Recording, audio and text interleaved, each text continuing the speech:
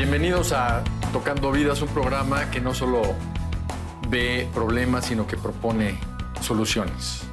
Imagínense ustedes que no hubiera semáforos. ¿Cuántos accidentes no tendríamos todos los días en la ciudad y en cualquier carretera? Sin embargo, los semáforos son preventivos para que no sucedan los accidentes.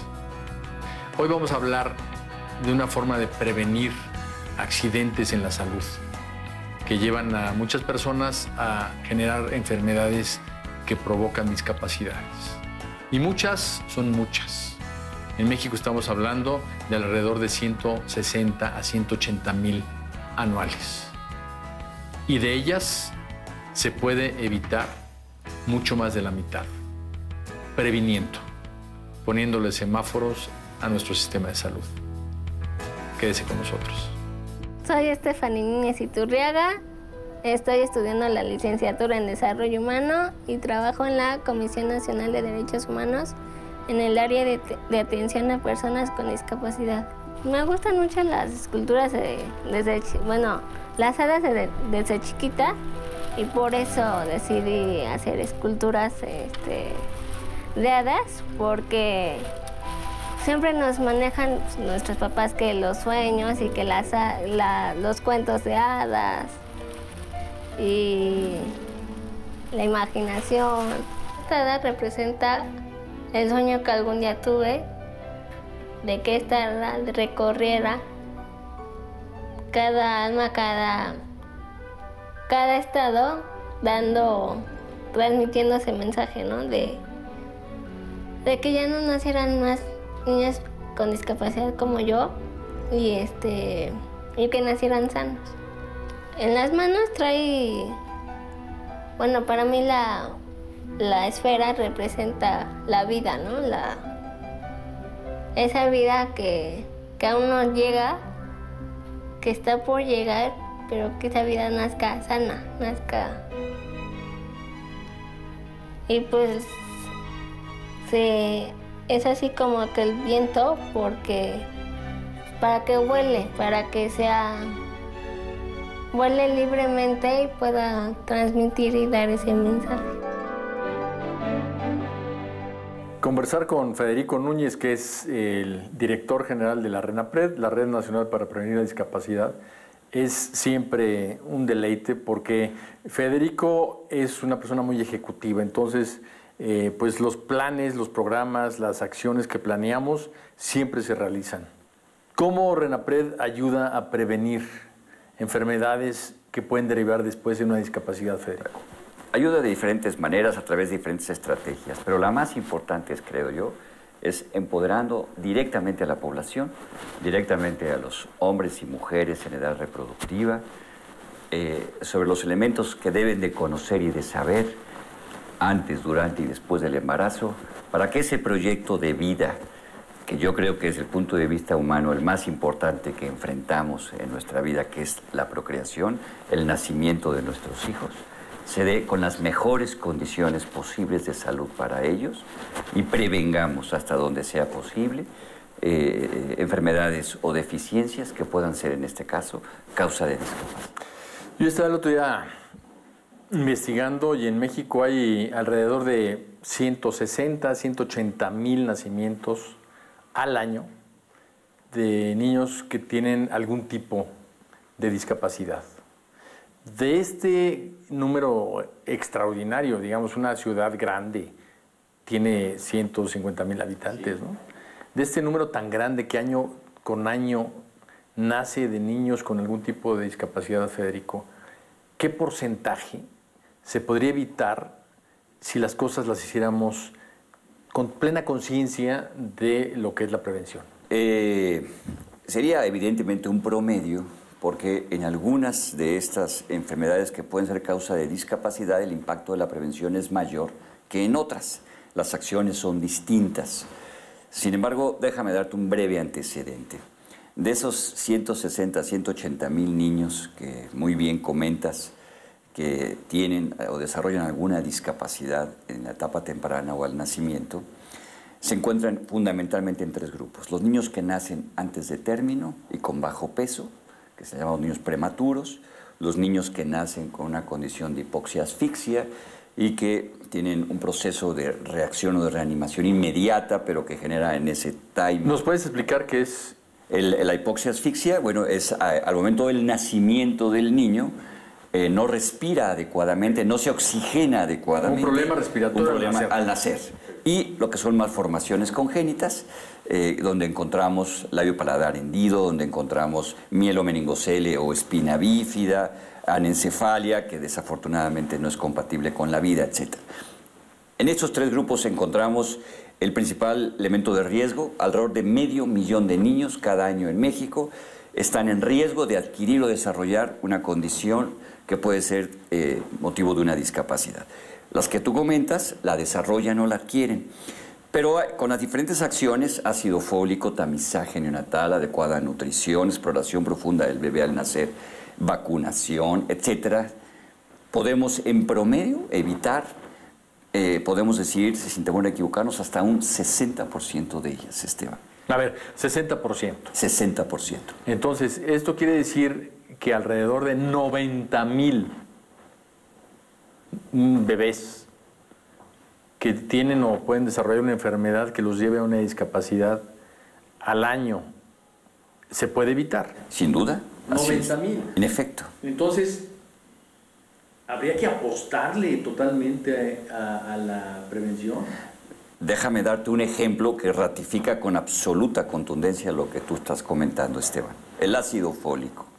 Esta vitamina del complejo B9 que le cuesta al sector salud en promedio la cobertura de todo un año de una mujer, de una pastilla diaria de 400 microgramos diarios durante los 365 días del año, alrededor de 16, 18 pesos al año. 16 a 18 pesos por mujer. Por mujer, al año, y que puede prevenir, está probado con evidencia científica y evidencia internacional, hasta el 70% de malformaciones congénitas. Tomemos una de ellas, una de las más frecuentes, la espina bífida o el mielomeningocele. El costo comprobado del mielomeningocele, el primer año de vida, le cuesta a la sociedad aproximadamente 2.5 millones de pesos. Cuando tú comparas 16, 18 pesos contra 2.5 millones de pesos, bueno, puedes ver el impacto bárbaro desde el punto de vista económico. Pero es el económico, pero si vas más allá, te vas al tema emocional, al tema de dolor, al tema... Un dato adicional, el mielomeningocele, según un estudio que hizo un doctor en Nuevo León, el doctor Garza, es una de las enfermedades que mayores separaciones genera en la familia. No es un tema fácil de digerir, porque empieza un proceso en la pareja de aceptación. Es muy agresiva, muchas veces es un diagnóstico y luego los pronósticos tampoco son muy buenos a veces en los niños y niñas con mielomeningocele. Genera un problema ahí de culpabilidad y demás, a veces se separa, lo cual complica aún más la situación del niño. Pero en caso de que se mantenga la familia unida, es un niño que va a requerir una X cantidad de cirugías, de manejo rehabilitatorio, de necesidades particulares y específicas durante prácticamente los primeros 15 o 20 años de su vida, con costos elevadísimos, y el que lo puede sufragar, dices, está bien, la mayoría de las mujeres y hombres mexicanos no lo puede sufragar, esa es la realidad. Pero son de estas enfermedades catastróficas.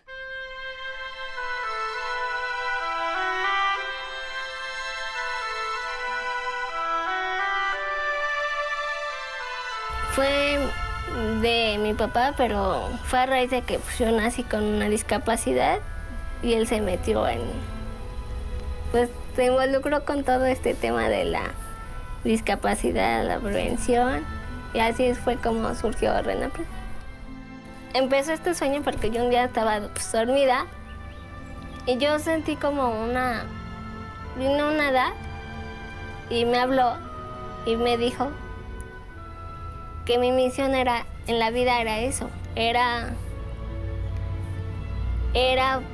que transmitiéramos ese mensaje de la prevención para que los niños ya no nacieran como yo, con una discapacidad, que nacieran sanos Pues RENAPRED previene la discapacidad al nacimiento con 4 acciones, que es el ácido fólico, la toma del vitamina neonatal, la exploración profunda del recién nacido y una adecuada nutrición antes, durante y después del embarazo, ¿no?, de la mujer.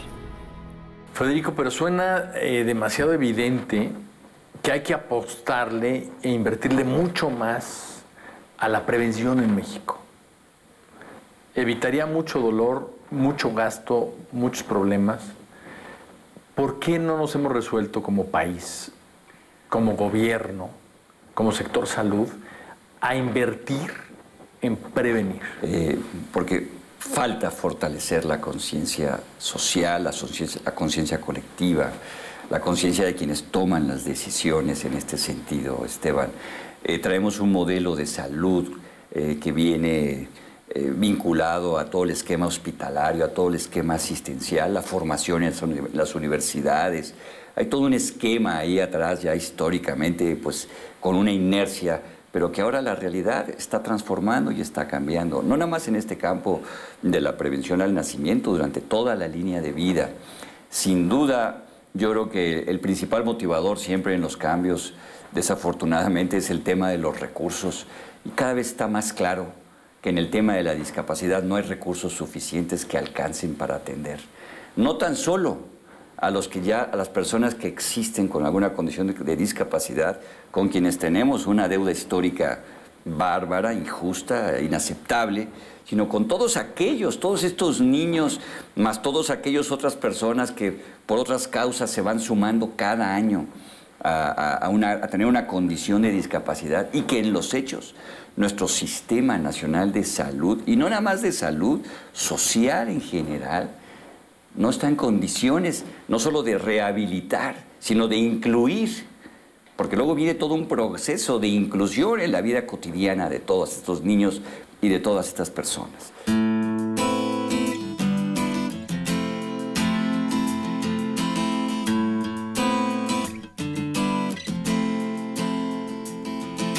Pues falta un cambio de creencias, de cultura, de actitud, de infraestructura. Eso es lo que creo que falta, ¿no? Conciencia, concientizar a las personas sobre la prevención, lo importante que es prevenir la discapacidad. O sea, seguir trabajando por este sueño que comenzó de los dos, y pues seguir. Yo sí apoyo a RENAPRED, pero ya no tan fijamente, no estoy aquí siempre, pero siempre estoy en el tema de la discapacidad, ¿no?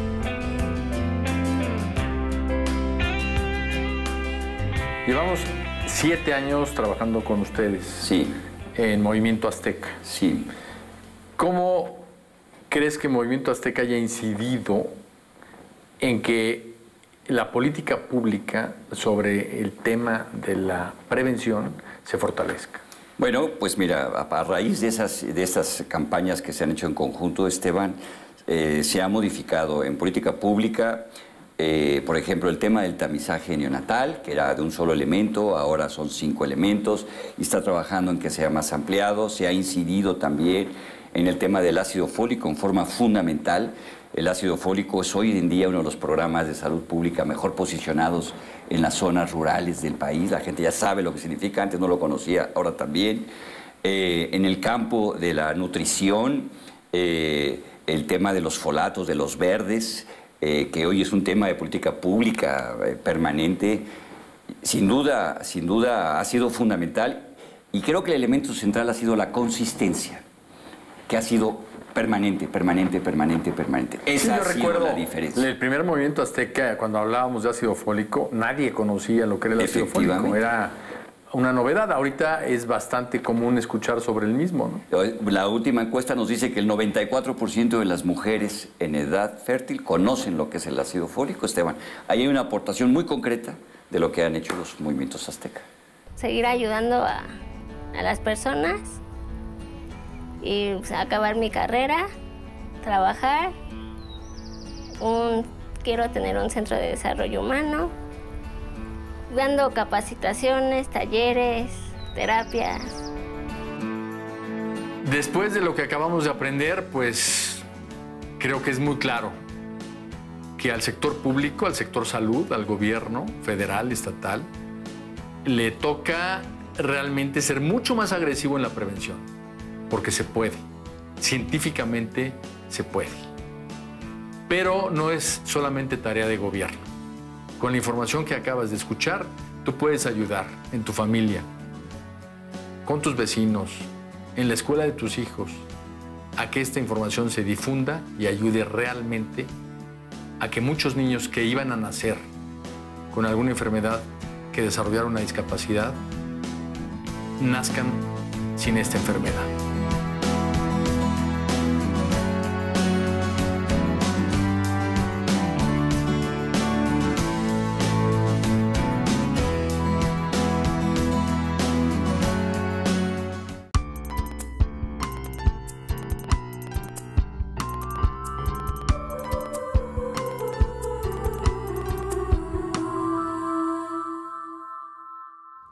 Los caballos de guerra que, montados por caballeros de armadura, aterrorizaron a los indígenas.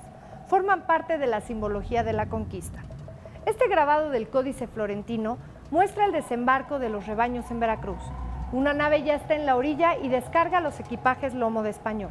Una señora, la Malinche, acompañada de un escribano, supervisa la operación mientras un indígena parece rendirle cuentas. Se iniciaba entonces una fase importante de la colonización, de enormes consecuencias en los hábitos y reglamentos para los pobladores de la Nueva España.